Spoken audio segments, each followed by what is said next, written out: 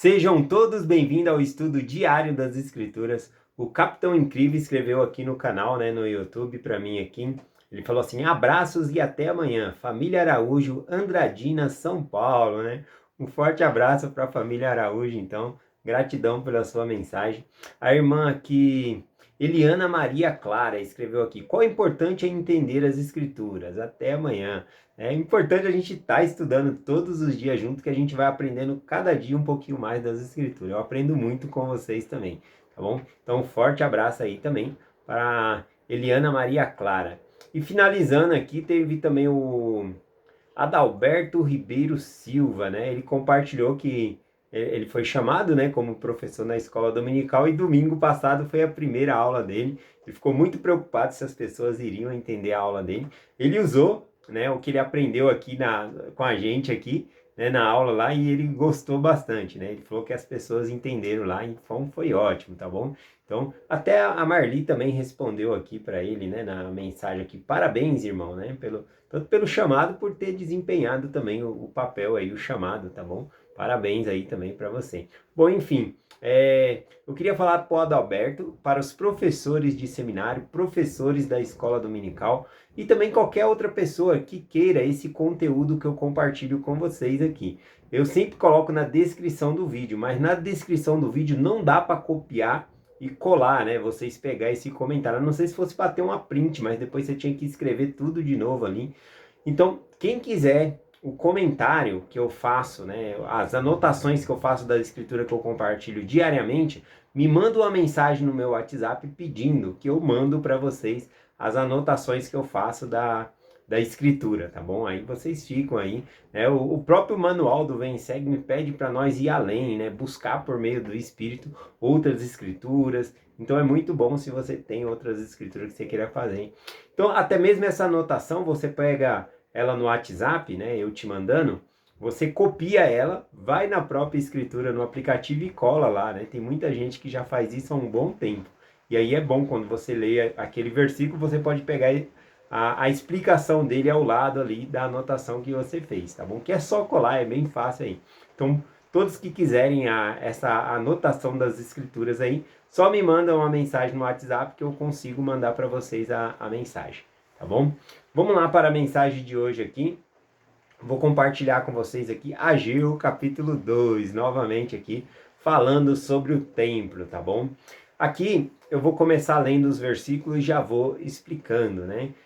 O contexto histórico é que eles tinham voltado da Babilônia e estavam construindo o segundo templo, tá bom? Porque o primeiro templo, que era o templo de Jerusalém, o templo de Salomão, o primeiro templo que foi construído, foi destruído, tá bom? Então, agora ia se construir então o segundo templo, que nós conhecemos como o templo de Zorobabel, tá bom?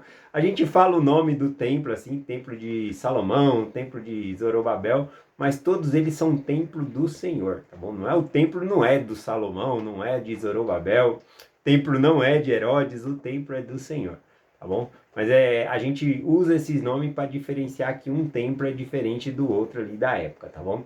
Então vamos lá, Ageu capítulo 2, versículo 2 diz assim: fala agora a Zorobabel, filho de Salatiel, príncipe de Judá, e a Josué, filho de Jodadá, sumo sacerdote, e o restante do povo, dizendo. Então a mensagem que Deus tinha para dar aqui ao povo, primeiro ele fala ao governante, né, que é Zorobabel, que ele era um governante civil ali, ele não era ele era da linhagem de rei, mas não tinha rei nessa época em Jerusalém. Então ele era um governante civil ali. Então o Senhor está dando essa mensagem para os governantes, tá bom? Está dando também para os sacerdotes, né, os líderes religiosos, e para todo o povo, né? Com relação ao templo. Olha o que ele diz aqui, né? Em relação a quando terminou a construção do templo ali, o versículo 3 diz assim, ó: quem há entre vós que resta, que viu esta casa na sua primeira glória? E como é a que vês agora, né? E não está como nada aos vossos olhos. Compara com aquela. Bom, aqui no versículo 3 ele está falando quem é das pessoas que estão vendo esse templo construído agora, mas que viu a glória do primeiro templo, que era o templo de Salomão. E outro templo, ele era bem maior, tá bom? Na verdade, esse outro templo que foi construído agora, que ele está mencionando aqui, era metade do tamanho, né? Do templo de Salomão, era metade do tamanho, não tinha coisas tão preciosas e ricas, conforme eu compartilhei ontem, usaram outro tipo de madeira para fazer o revestimento pelo lado de dentro do templo, né? Não foi madeira de cedro importada, que nem... O templo era muito diferente, né? Na época de Salomão ali, todas as 12 tribos estavam unidas, ele acumulou muita riqueza, então ele importou o trabalho das pessoas que eram importadas, né, especialistas na área para fazer o trabalho do templo. Então várias mãos de obras específicas foram compradas, né, para fazer o templo de Salomão aqui. Só que nessa época aqui que está fazendo esse templo, né, que é o templo de Zorobabel, o segundo templo, o que acontece, né? O povo estava vindo do cativeiro, estava vindo da Babilônia, então eles não tinham tantos recursos assim, então eles usaram as árvores, as madeiras que eram das árvores da montanha. Então o templo ele era bem menos luxuoso e bem menor, né? Metade do tamanho do templo de Salomão. Então aqui o Senhor está falando para eles por meio de Ageu, né? Quem que viveu e viu outro templo, ou seja, teve pessoas que foi para o cativeiro, que viu a destruição do templo, foi para o cativeiro e agora voltou. E estavam construindo uma nova casa, um novo templo a mandado do Senhor, e agora esse templo estava pronto.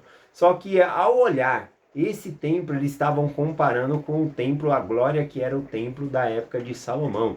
E aí eles ficaram muito chateados. Falou, isso aqui não é nada perto do que nós tínhamos antes.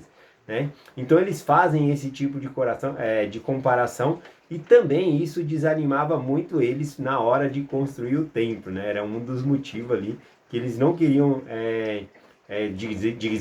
dizer assim, vou me rebaixar, agora vou ter um templo menor do que o templo que tinha antes. Né? Então eles estavam muito, aqueles que viram na época o templo antigamente, o templo de Salomão, e agora estava vendo esse templo, era como se não fosse nada, né? Eles estavam falando, nossa, é muita diferença aqui, tá bom? Então é isso que o versículo 3 aqui menciona. Essa história também ela fica dentro do livro de Esdra, e lá menciona como que os anciões, aquelas pessoas que viram o templo de Salomão e agora estavam vendo esse novo templo, como eles reagiram.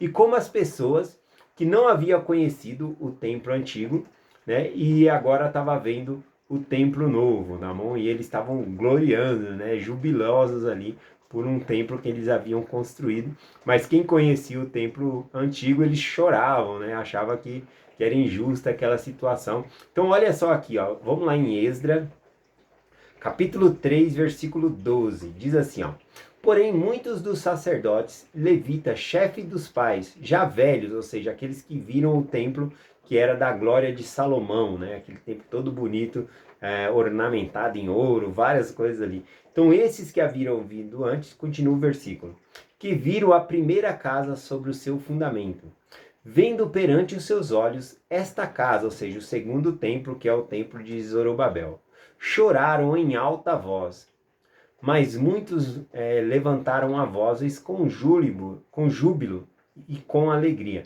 Então aqui a gente viu que eles começaram os mais velhos começaram a chorar amargamente por causa do templo que havia sido construído, por causa que o outro templo era muito melhor, mas também havia muitos que estavam chorando também, né, por alegria. Então a gente vê que tem dois tipos de choro, né? Você já chorou de tanta alegria? Já chorou de tanta emoção? Né? O choro não é só tristeza. Você pode chorar porque seu filho está sendo batizado, porque ele recebeu o sacerdócio, né? Ou porque sua filha está se selando no templo. Tudo isso traz uma emoção quando você vê seu filho ou alguém que você ama pela primeira vez ali na primária, cantando no hino, na sacramental especial da primária. Então a gente não chora só por tristeza. E aqui havia muitos que estavam chorando por tristeza, mas estava misturado o choro com aqueles que estavam jubilosos, né, felizes pela construção do templo. Então compara aqui em Esdra, né? E aí ele falando sobre esses dois choros misturados, olha o que ele diz aqui em Esdra, capítulo 3, versículo 13. De maneira que não se discernia o povo as vozes do júbilo de alegria e as vozes do júbilo de choro do povo, porque o povo jubilava com grande júbilo, e as vozes que se ouviam de muito longe. Né? Então a gente vê um choro misturado ali, choro de alegria, júbilo de alegria e outros de tristeza ali, tá bom? E essa mensagem até ela cai bem a calhar aqui para nós, né? Por quê? Porque em 1998, o presidente Gordon B. Hinckley ele anunciou que teríamos templos menores. Então, desde 1998, os templos anunciados que foram construídos ao redor do mundo foram templos com um padrão de tamanho menor, tá bom? E também, ultimamente, agora, a última notícia que nós temos é que os templos que vão ser construídos daqui para frente vai ser um pouco menor ainda, inclusive vai haver salas que são funcionais, né? Ou seja, a mesma sala que serve para fazer iniciatórias, serve também para outro tipo de ordenanças, tá bom? Então depende do tanto de gente que tem no templo, aí eles abrem a sala ali e faz, não, essa sala aqui vai ser iniciatória, não, essa sala aqui vai ser parcelamento, né? E assim por diante ali para fazer os convênios no templo. Então vai ser templos, vai ser menores, com salas que vão servir para dois tipos de ordenança, depende do tanto de gente que vai no templo, né, e qual serviço eles vão fazer, agendado ali para fazer. Então vai ser construído muito mais templos, só que são templos menores. Isso desqualifica o templo? Bem, vamos ver, aqui é uma grande lição nessa mensagem, porque apesar do templo de Zorobabel ele ser a metade do tamanho do templo, né, do templo de Salomão, e não dá nem para comparar em riqueza, né, o tanto de coisas de riqueza e luxuosidade que existia dentro do templo de Salomão para o templo de Zorobabel. Porém, olha o que o Senhor está falando ao povo, né? Vamos voltar na mensagem aqui, que ela é muito importante para nós, né? A outra anotação que eu fiz aqui, né, é que apesar do templo de Zorobabel ele ser menos luxuoso, um dos comentários diz assim, né? Yahvé, ou seja, Jeová, não estava solicitando aos judeus empobrecidos que duplicassem a obra magnífica do templo de Salomão. O Senhor não estava preocupado se eles iam conseguir fazer um templo no mesmo nível do templo do Salomão, né, da época do Salomão. O Senhor estava querendo somente que eles dessem o máximo de si, que eles fizessem o máximo de si. Esse que era o que o Senhor estava requerendo deles. E o Senhor aceita aquela casa, tá bom? Vamos ver o que mais aqui o Senhor fala aqui, ó. Vamos voltar aqui em Ageu, capítulo 2, versículo 4. Diz assim: agora, pois, sê forte, Zorobabel, diz o Senhor, e sê forte, Josué. Zorobabel era o líder, né, governamental, o líder civil, era para ele ser rei, mas como eles não tinham um rei ainda, então era um líder governamental, líder, né, Zorobabel. E o Josué mencionado aqui, ele era o líder dos sacerdotes, tá bom? Então era o líder religioso. E todos os povos, né, então ele fala: ser forte, Zorobabel, ser forte, Josué, e ser forte todos os outros povos, todos aqueles que estavam ali.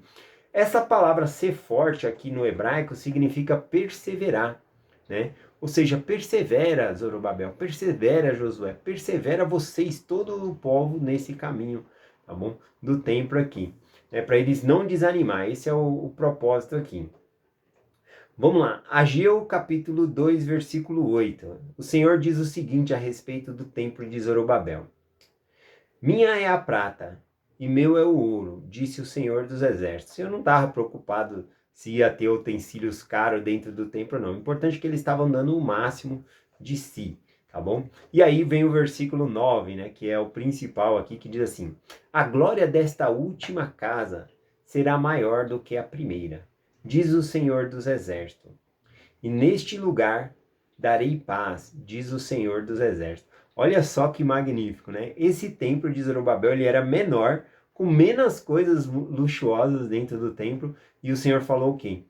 Esse templo, né, a glória dentro desse templo, ele vai ser maior do que a glória do primeiro templo, que era do templo de Salomão. Então olha que magnífico, né? A gente vê o cumprimento dessa profecia aqui, tá bom? E ela vai até o milênio, tá bom? No milênio também teremos templos grandiosos, na qual a glória do Senhor vai se encher, né? Vai ser magnífica para fazermos o convênio com o Senhor. Então ele tem duplos, né? E várias vezes o cumprimento dessa profecia. Então, só a título de curiosidade, né? algo que o povo não chegou a ver, mas aqui quando diz também, né, que a glória dessa última casa será maior do que a primeira, o templo do Salomão ele era maior. Só que veja só, algumas pessoas falam que o templo de Herodes é o terceiro templo. Então, na história aí dos judeus, nós temos o templo de Salomão, que foi destruído. Nós temos o templo de Zorobabel. Não existe registro do templo de Zorobabel ser destruído. E nós temos o templo de Herodes, que é o templo, inclusive, que Jesus Cristo entrou, que era na época de Jesus Cristo ali. E ele entrou muitas vezes dentro do templo. Tá bom? O que acontece aqui com esse segundo templo aqui, essa segunda casa aqui? Essa segunda casa que é o templo de Zorobabel, na época de Herodes, Herodes queria destruir o templo e levantar um novo templo. Só que o comentarista judeu, né, Fábio José, ele falou que os judeus não concordaram com a ideia. Então o que ele teve que fazer? Ele teve que pegar o mesmo templo que era de Zorobabel e ele foi aumentando esse templo, construindo em volta e fazendo um templo maior em volta, usando o mesmo templo de Zorobabel. Por isso que não existe na história a destruição do templo de Zorobabel. Então, nós podemos identificar o quê? Que o templo de Zorobabel é o mesmo templo de Herodes, né? Apenas ele passou por reforma e ficou mais grandioso e glorioso. Aliás, olha só o cumprimento da profecia se você for pegar no sentido literal. Tá bom? Nós tínhamos o templo de Salomão e a profecia aqui no versículo 9 diz que a glória do segundo templo seria maior do que a do primeiro. Né? A glória, aqui no hebraico, aliás, não fala segundo templo, a segunda casa, fala a última casa, tá bom? Isso também para dar um sentido escatológico para os últimos dias também de muitos templos que nós iríamos ter. Mas enfim, esse templo de Zorobabel ele foi crescendo na época de Herodes, e ele se tornou maior do que o templo de Salomão. Olha só que interessante o cumprimento literal aí da profecia. Né? O templo de Herodes, né, que é o mesmo de Zorobabel, ele chega a ter ali na sua lateral quase meio quilômetro, né? São 480 metros, né? De pavimentação para cima ali, e ele é construído em cima daquele muro. Então é um templo magnífico, né? Muito grande. Então ele é muito maior do que era o templo de Salomão, na verdade. Né? Então esse cumprimento da profecia. Agora, quando diz também, né, que a glória desse templo seria maior, imagina só, o próprio Salvador Jesus Cristo, o Deus dessa terra, ele entrou dentro desse templo, né, com o seu corpo mortal. Então, olha só, o próprio Deus estava dentro do templo, que era o templo de Herodes. Então, tem muitas coisas que nós podemos fazer comentários, tá bom? Mas o mais importante que eu quero fixar para nós aqui é que o que está escrito aqui no versículo 9, né, que diz aqui, a glória desta última casa será maior do que a da primeira, tá bom?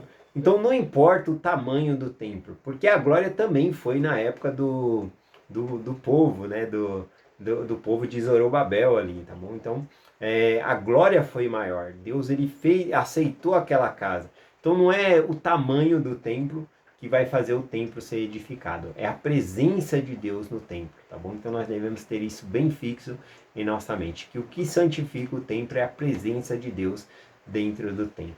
Então, não importa, né, que vai ser construído templos menores. Aliás, é bom que se construa templos menores, que com o orçamento dá para fazer mais templos e mais pessoas vão ser abençoadas, né? A gente tem relatos inúmeros aí de pessoas que têm que viajar dias, horas, caravanas aí, né? Às vezes, né, semanas dentro de ônibus, passando por balsa, né, para entrar no templo. E agora com um novo recurso, né, e revelação de construir templos menores, muitas outras pessoas poderão ser abençoadas, e é isso que acontece. Algo que a gente espera para o milênio é a prisão, né, do inimigo, né? Diz que Satanás ficará preso por um período de 100 anos. Satanás ele não tem um corpo físico para ser algemado. O que prende Satanás é a santidade do povo. Ele deixa de ter poder sobre as pessoas. E cada templo que é construído sobre a terra, ele deixa de ter mais poder. Tá bom? Tenha certeza disso. Então vamos ajudar a construir os templos. É essa mensagem que eu compartilho com vocês. Em nome de Jesus Cristo. Amém. Até amanhã.